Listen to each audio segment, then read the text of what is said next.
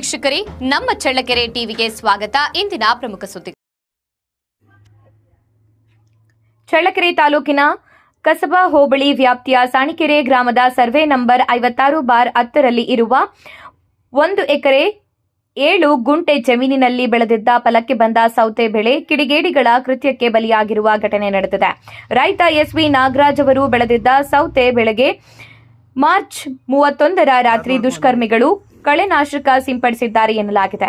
April 1ರಂದು ಅವರ ಪುತ್ರ ವೀರೇಂದ್ರ ಪಾಟೀಲ್ ಜಮೀನಿಗೆ ತೆರಳಿದಾಗ ಬೆಳೆ ಹಾನಿಯಾಗಿರುವುದು ಗೊತ್ತಾಗಿದೆ.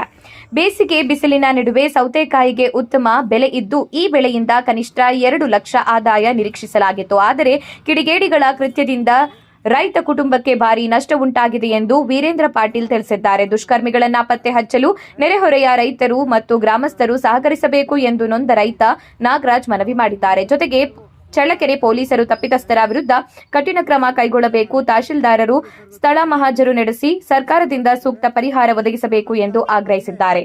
ನಮಸ್ಕಾರ. ಚಳ್ಳಕೆರೆ ತಾಲೂಕು, ಚಿತ್ರದುರ್ಗ ಜಿಲ್ಲೆ, ಸಾಣಿಕೆರೆ ಪಂಚಾಯತಿ, ಸಾಣಿಕೆರೆ ಸರ್ವೆ ನಂಬರಲ್ಲಿ 56/10ರಲ್ಲಿ ಸೌತೆ ಗಿಡಕ್ಕೆ ಈ ಥರ ದುಷ್ಕರ್ಮಿಗಳು ಕಳೆನಾಶಕ ಹೊಡೆದಿದ್ದಾರೆ. ಇದು ಏನಂತ ಯಾರಂತ ಸಿಚುವೇಶನ್ ಗೊತ್ತಿಲ್ಲ, ಹಿಂಗಾಗಿದೆ. ಮುಂದೆಂದು ಯಾರಿಗೂ ಈ ಥರ ಯಾರೂ ಮಾಡಬಾರ್ದು ಅಂತೇಳಿ ಒಂದು ಜಾಲತಾಣಕ್ಕೆ ಒಂದು ವಿಡಿಯೋ ಮಾಡಿ ಹಾಕಿ ಪೊಲೀಸ್ನವ್ರಿಗೂ ತಿಳಿಸೋಣ ಅಂತೇಳಿ ಈ ಥರ ವಿಡಿಯೋ ಮಾಡ್ತಿದ್ದೇವೆ.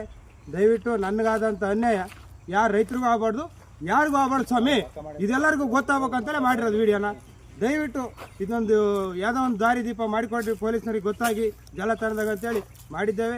ದಯವಿಟ್ಟು ಯಾರಿಗೂ ಗೊತ್ತಾಗಬಾರ್ದು, ಈ ಥರ ಯಾರು ಹಿಂಗೆ ಮಾಡಬಾರ್ದು, ಯಾರಿಗೂ ರೈತರಿಗೆ ಅನ್ಯಾಯ ಆಗಬಾರ್ದು. ಇದೊಂದು 40-50 ಸಾವಿರ ಬಂಡವಾಳ ಹಾಕಿದ್ದೀವಿ ಸ್ವಾಮಿ.